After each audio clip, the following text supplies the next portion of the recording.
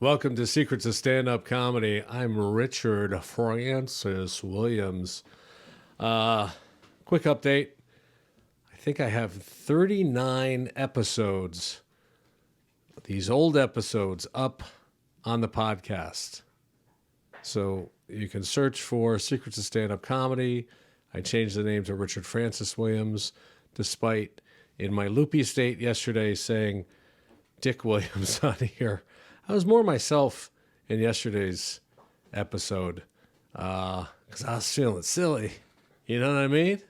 I was letting loose, thinking about my dog Molly and Richie and Hogan. So there's that. And I want to talk to you about another market to try to hit for your comedy career. It's the college market. Now, it's changed drastically through the years. When I originally was trying to do it, it was the biggest thing for a comic who wasn't famous. If you were famous, it was a different stratosphere.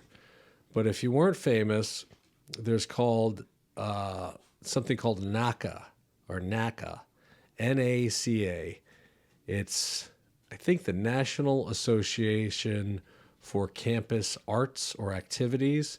Look it up. Put in NACA, NACA, and comedy. I'm not doing any link to it. You'll find it on your own. Same with the podcast. You can find it. You're an adult. Most of you are younger than I am. So NACA would have these regional showcases, and you submit, usually through an agent. Excuse me. Excuse me. I'm still getting over this, whatever it was I had. It wasn't feeling good, but I was able to push through and still make these videos. Man, I'm pretty impressive, aren't I? Meanwhile, I'm wearing a blazer that I got from an estate sale from some guy who probably died 15 years ago. All right. So you would submit to do a showcase. They had regional showcases, and then they had national showcases. I'm sure that's still going on. Back then, there were certain agencies that dealt almost exclusively with the college market. You'd go, you'd perform at this showcase, and it would be student activity reps, people in student government who were in charge of the budget for their college or university. And that's who the audience would be made up of. You had to primarily work clean.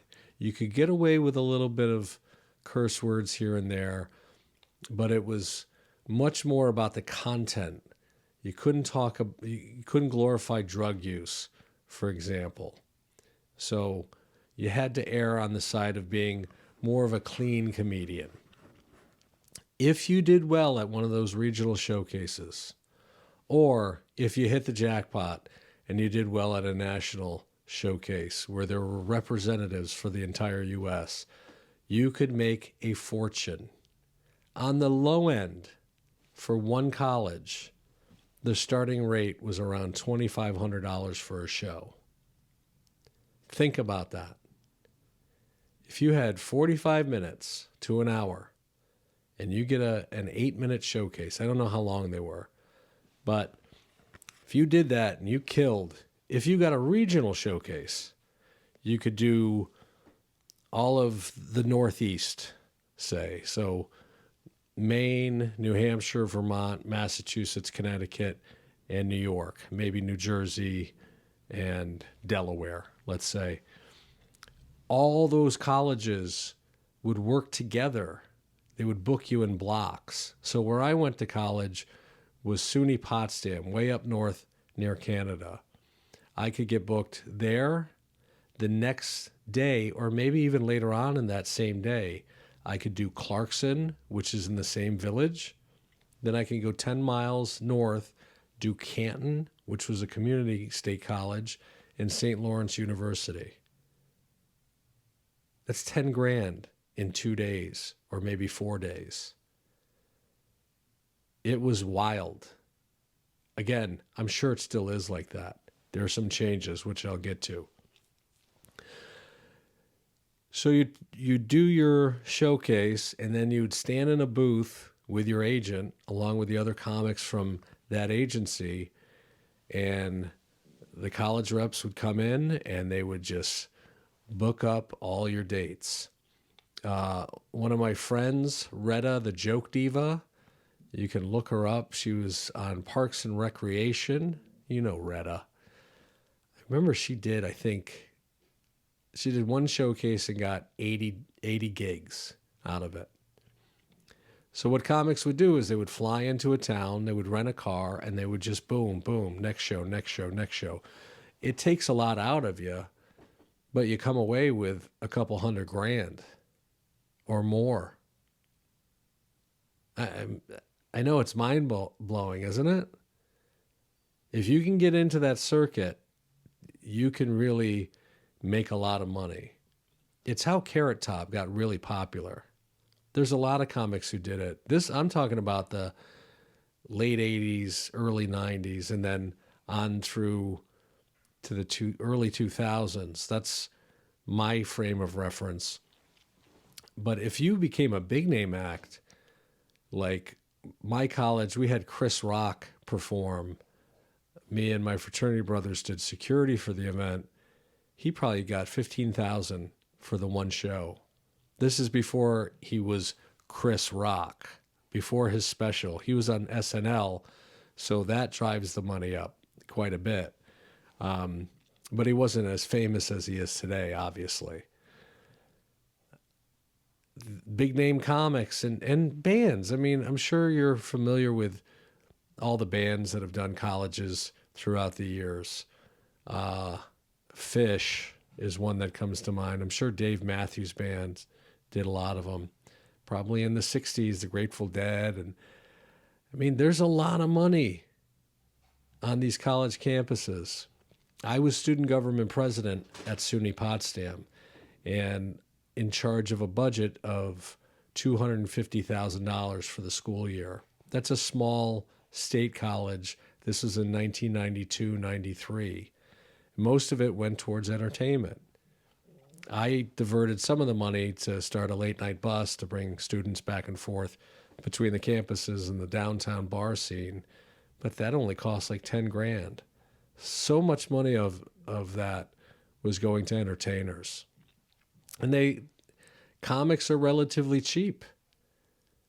That's why comedy had a big boom in the 80s. When disco died, instead of hiring a band, you could just have 3 people or 1 person go up. There's a microphone, a spotlight, speakers, a stage. That's it. You're paying 1 person or 3 people. So these colleges, they want entertainment. They don't want their students going off campus to the bars. They want to provide something that they can control the environment. And again, if you do the national showcase and you kill, you're making a fortune. I worked with this one comic, my first road gig. His name was Buzz Sutherland. He does corporate shows now. He was named the NACA Comedian of the Year, I think 16 different years. Imagine how much money he was making. It's hard to fathom. Norm McDonald in 1997, I think it was. It was very well publicized. He did a college in Iowa. It may have been the University of Iowa. And he offended the students and the faculty and staff, and people started walking out. And I think he got banned from the state of Iowa for a period of time, which just adds to his legendary status. But that's the key shift now. It's changed in colleges. These are the homes of safe spaces, that whole movement, people being perpetually outraged at stuff. So know going into it that not only do you have to be super clean now, you cannot be offensive at all. And what people find offensive, it seems like that list keeps growing and growing and growing, especially on college campuses. Whether it's something you like, dislike, good, bad, or whatever, that's irrelevant. I'm telling you to prepare yourself. If you have anything controversial in your act, if you're in any way a Republican or right leaning, if you don't go along with everything on the left, it's probably not for you. I'm just being honest with you because I don't want you to waste your time. But there are quite a few agencies that cater to the college market. The process back in the day was you send your VHS tape of your performance. Now I'm sure that it's very much driven by TikTok numbers, Instagram numbers, how many followers you have on all these different sites. Because, think about an 18-year-old college kid. They'd rather see a TikTok star come and entertain them and lip sync to a few songs than a comic. So it's a lot more challenging. But the bright side of it being more challenging is since fewer comics are able to meet those thresholds, there's more of a demand. If you fit the category where you can go in and do a clean, non-controversial set, you're going to make bank. Get on it.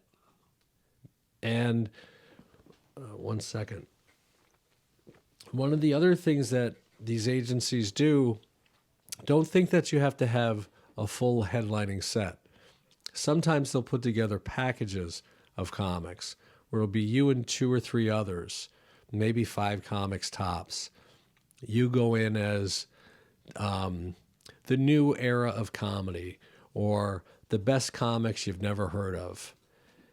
So there's like a little group of you that tour and go college to college to college, which I think would be awesome. For the first maybe month or two, you're traveling with these other comics. You might want to wring each other's necks at some point. But yeah, you can go in, do 15 minutes, and maybe make $500 to $1,000. I don't know what the money's like now. I had an experience because the money was so good and I was trying to do anything to make it in my career.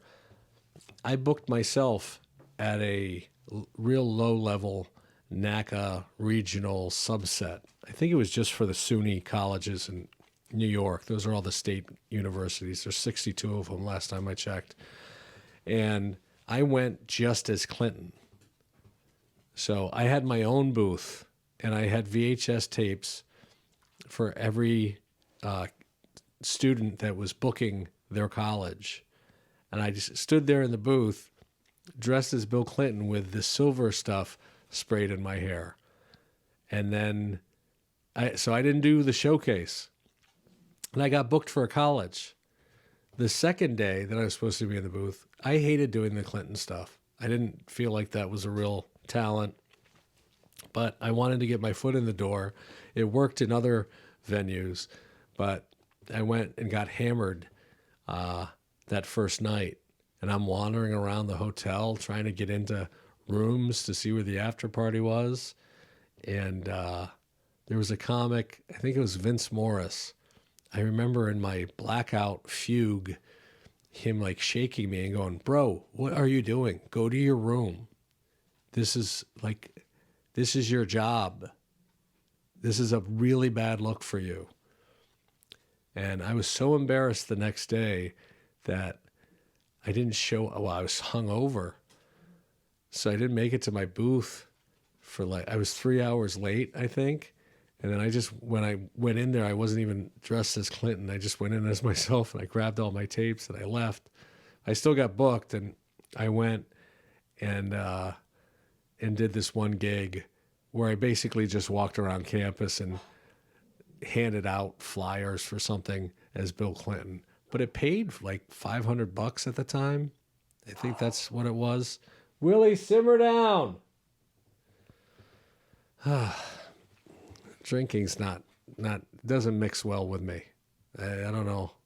I'm glad that I stopped 9.5 years ago. Yeah, colleges. I was talking in the Discord about it. That's why this came to mind, because the comics in there couldn't believe it. They're like, "You guys had it so easy." I'm like, "Yeah, in that way we did." The college market was so sweet. I remember Barry Katz. He's a big manager, infamous and famous and whatever words in the comedy world. He's managed Dane Cook, Dave Chappelle, Jay Moore, Frank Caliendo, so many, too many to list. Uh, I remember in that USA comedy guidebook, I would see ads for his comics, and then also the NACA publications. There would be ads for his comics, and because he was in the city and he owned the Boston Comedy Club in New York City, he would send his people out there, and they were killing it. There was another agency called Neon Entertainment, I think it was, and then Funny Business out of Michigan. And this, if you were big in the college market, you didn't have to do clubs. Clubs were actually a step down to some degree. You may not become famous, but it's like cruise ships. You get treated like a king most times. Except there are some college gigs where you show up at noon in the student cafeteria and you have to perform on a table that they have rigged up. And nobody's expecting a show. It's like, hey, we have a comedian here at noon, and it's daylight, and you can see all the lights coming through the windows, and this person's going to try to be funny. Good luck, comedian. I mean, there's some nightmare scenarios with that as well. But if you can get into that market, if you can comply with their rules, you're going to make a lot of money. One thing I wouldn't do, don't hook up with any of the students. I mean, consider everybody there a coworker. You want to get in, perform, get people to sign up for your social media, make a bunch of fans, and move on to the next gig. When I was a freshman in college, there was a TV show called MTV's Remote Control that famously had Colin Quinn and a young comic who had a role on there. He wasn't the main host, but it was Adam Sandler. And they would take this game show and go to colleges. And I remember they came up there. It was like the biggest thing in the world. I mean, we're a 4,000 person college in the boonies. And there were a lot of stories about Adam Sandler, some of the college girls. You can't do that nowadays. You know, keep it tucked away, boys. Remember, this is a business. You could potentially really jam yourself up.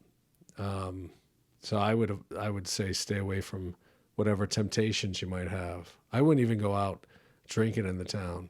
I keep that stuff separate from your career as much as you can. I mean, when you're in a comedy club, it's different because you're dealing with full-grown adults whose minds have fully developed. You know, you don't want to be at a frat house at 2 a.m, drinking it up, doing funnels. It's not a good look for the comedian, especially with everybody's got a camcorder basically in a camera. They could just bingo, do not. She's hitting this. Scooch over. She's hitting the camera.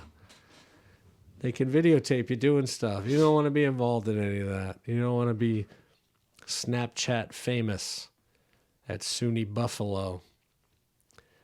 Hope that gives you an insight, a little window into the business. One of the other things you can do, some of these agencies, I mentioned the game show, they also had their own versions of game shows that comics would host. I was mentioning Buzz Sutherland. he used to host the talent shows on campus, and he would get extra money for that. And the students would participate, and there would be a prize. But another buddy of mine, Matt Davis, I don't know if he did it at colleges, but they'll hire a comic as the host of that school's version of American Idol or The Price is Right. There's all those TV game shows that started franchising out to be like traveling shows, and college kids love that stuff for some reason. So there's a lot of different ways you can make money in this business. Explore them all. Find the ones that are right for you. You don't just have to rely on one thing. There's corporate shows, there's the clubs, there's arenas, there's booking yourself independently in venues that aren't necessarily set up for stand-up. There's all the online stuff. There's colleges, there's cruises, there's industry and trade events where, like the teachers union, if you're a teacher and you're also doing stand-up, build an act all around being a teacher. And then you could perform at every teachers conference that they have across America. I've told several people to do that. I mean, you have intimate knowledge of that world. Why not speak to your own people, fellow teachers? You become the expert. Yeah, there might be a comic out there that's funnier, but not to these people, because it's like you're one of their friends. So explore all of those things, and I'll see you tomorrow in the next video.